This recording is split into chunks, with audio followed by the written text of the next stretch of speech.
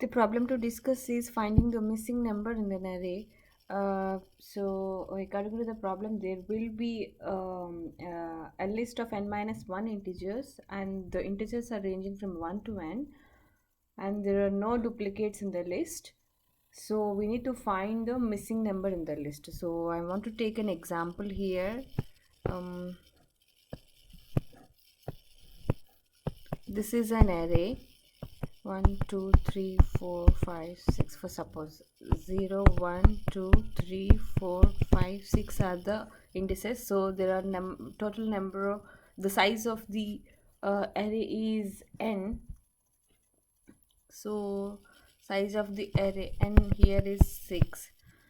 So the condition is the array contains the numbers which are ranging from 1 to 6. So let's fill it out. Let's suppose 2, and this is 1 and 3, 6, 5, 4.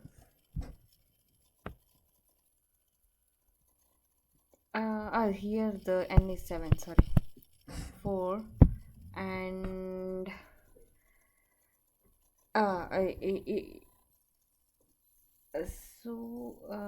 the list of n minus 1 integer, so there will be 6. Sorry, so the list should be of 6, so it should be like this.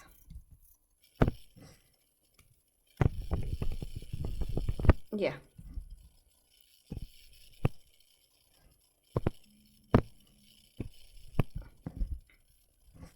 Now it's fine. Total n minus 1 integers, n is 7, and it is ranging from 1 to n, and we filled it out. So by the glance we can see 7 is missing here. So programmatically how we do? So my approach is we can do the go through the array cell by cell and check if it is between 1 to 7 or not. If it is 1 to 7, we can maintain a dictionary of 7 size, that means n size. Key will be the element, so 1 to 7, so 1 2 3 4 5 6 and one more 7. 2, if 2 is present in the array, then it will be, for suppose we are marking it as zeros initially, the values, and we can mark 0 2 as 1, and then if we see 1, and in the dictionary we can mark 1 as 1, and 3 it will be 1, 6 and it will be 1, and 5 it will be 1, 4 it will be 1.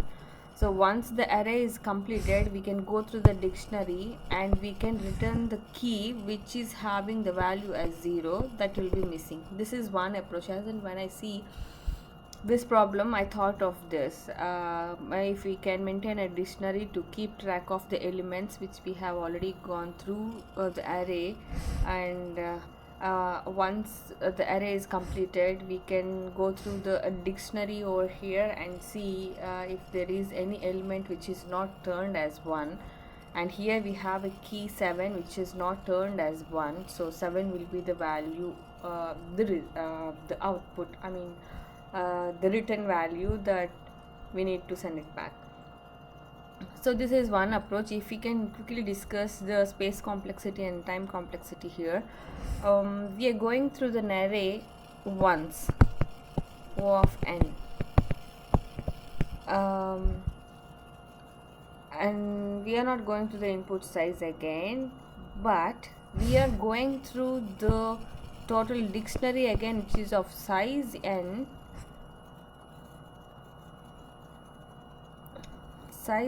but we can pick the value of a key, or else we can pick the value key which is having the value 0, and O of 1 time. So the time complexity O of n, and the extra space that we are using is the dictionary of size n, though, so space complexity also will become O of n.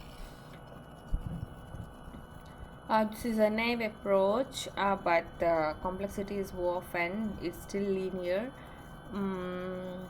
And there is one more method where we can use little math. That is, we can make use of sum of n natural numbers here and use the little subtraction, and we get the missing number. So I'm going to explain that in a bit.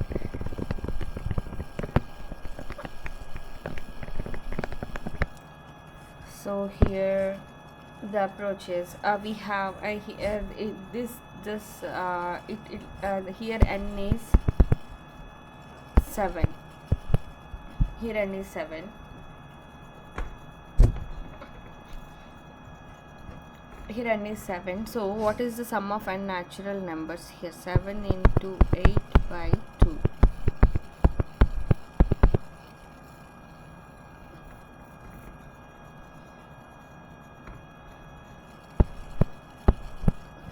And what is the sum of all the elements here? 2 plus 1, 3, 3, 6, 12, 17, 17 plus 4, 21. So the sum of elements in an array is 21. If we can subtract the total 28 minus 21, we are getting 7. So this is the missing number over here. So this is a simple math. As we are saying, the numbers are strictly between 1 to n, and only one number is missing and no other element is duplicate in the array, we can make use of this formula. And this is simply O of n with no extra space. So the time complexity is O of n. So I'll be coding this this approach.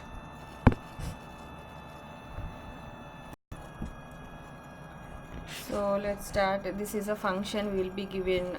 So find missing.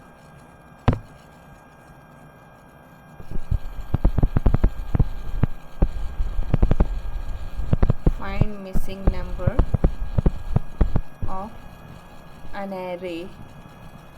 So A, and the size is n. Once we start this, first we need to find the sum of a natural number. So let's say it is int sum of n numbers equal to given n into n plus 1 by 2. So programmatically it will be like n star n plus 1 by 2. So the value will be this. Now we will go through the array now. For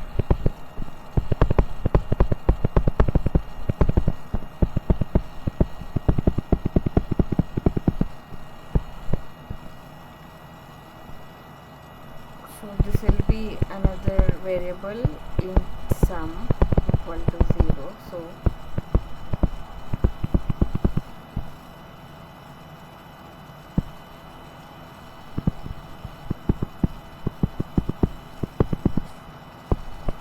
once it is done, we will have a value here. So now we will have to return